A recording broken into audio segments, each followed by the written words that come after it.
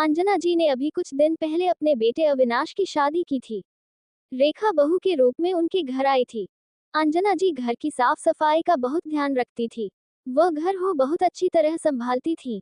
एक दिन अंजना जी ने अपनी बहू रेखा को बुलाया। अंजना, रेखा, कल तुमने रसोई में बर्तन साफ नहीं किए। रात के समय झूठे बर्तन छोड़ना अच्छी बात नहीं है। रेखा, मां जी, आपको पता है न, कल इनके दोस्त खाने पर आए थे। इतना सारा खाना बनाते बनाते मैं इतना थक गई कि खाना खाकर सीधा सोने चली गई। अंजना, अगर ऐसा था तो मुझसे कह देती, मैं बर्तन साफ कर देती।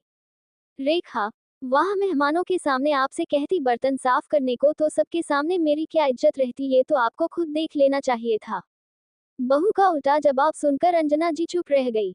इसी तरह समय बीत रहा था। एक दिन अंजना जी ने अविनाश से कहा, अंजना, बेटा, घर बहुत गंदा हो रहा है, क्यों न दिवाली से पहले हम घर में रंग रोगन करा लें। अविनाश, मौ, आप तो जानती हो अभी मेरी लोन की किश्तें चल रही हैं। शादी के लिए लोन लिया था, उसकी किश्त खत्म होने बाद ही पैसे बचेंगे। इस साल ऐसे ही साफ सफाई कर लो।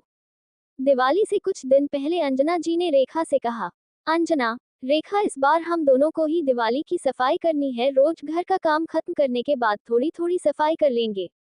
रेखा, मां जी, मैंने तो कभी दिवाली पर अपने घर में सफाई नहीं की। मेरे पिताजी जो हर साल रंग रोगन करवाते हैं और बाहर से मजदूर पकड़कर सफाई करा लेते हैं।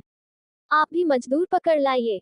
अंजना, तुझे पता है न, अविनाश के सर पर कर्ज है। वह बेचारा कहाँ से लाएगा इतना पैसा। चल, हम दोनों ही सफाई कर लेंगे। रेखा, लेकिन मां जी, मुझे तो धूल मिट्टी बर्दाश्त नहीं है। अंजना, वाह, ये बहुत अच्छा बहाना बनाना, तो कोई तुझसे सीखे। मेरा हुक्म है, आज से सफाई शुरू होगी। हार कर रेखा अंजना जी के साथ सफाई शुरू कर देती है। अंजना जी एक कमरे की सफाई खुद करती हैं और रेखा को दूसरे कमरे में भेज देती हैं। रेखा कमरा अंदर से बंद कर बेड पर बैठकर फोन पर बात करने लगती है। बात करते करते समय का पता नहीं लगता और वह सो जाती है। कुछ देर बाद अंजना जी दरवाजा खटखटाती हैं। अंजना, बहू, ओ बहू, कहाँ है? कहीं सफाई के चक्कर में गिर तो नहीं पड़ी? काफी देर बाद रेखा दरवाजा खोलती है। अंजना, तू सो रही थी? सफाई नहीं की तूने? रेखा, नहीं मां जी, मैंने आपसे कहा था मुझे धूल बर्दाश्त नहीं है। मैंने जैसे ही सफाई शुरू की मेरी नाक में धूल गई और मैं बेहोश हो गई। अभी आपने दरवाजा खटखटाया तो मुझे होश आया है।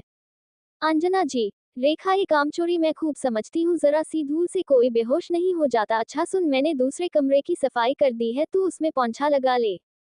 एडवर्टिजमेंट्स। रेखा की चोरी पकड़ी गई। वह चुपचाप पोंछा लगाने चली जाती है। अगले दिन अंजना जी रेखा को बुलाकर कहती हैं, अंजना, आज बाथरूम साफ करना है। तू बाथरूम की सारी टाइल्स को अच्छे से साफ कर दे।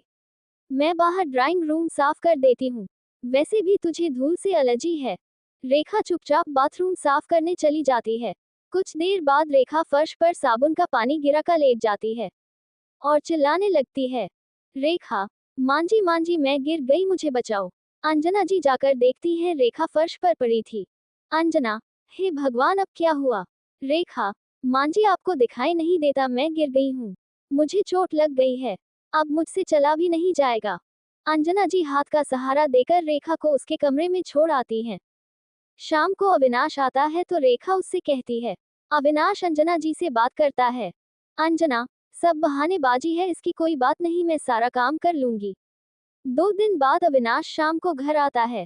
अविनाश, मौ, मुझे दिवाली को बोनस मिला है, चलो दिवाली की खरीदारी करने चलते हैं। अंजना, हाँ ठीक है, वैसे भी बहू तो जा नहीं सकती। तभी रेखा भागती हुई आती है। रेखा, मां जी, मैं भी चलूंगी, मुझे भी बहुत सारा सामान खरीदना है। ये देखकर अविनाश और अंजना जी हंसने लगते हैं। रेखा, मां जी, मुझे माफ कर दीजिए, आगे से मैं आलस छोड़कर सारा काम करूंगी। इसके बाद तीनों दिवाली की खरीदारी करने चले।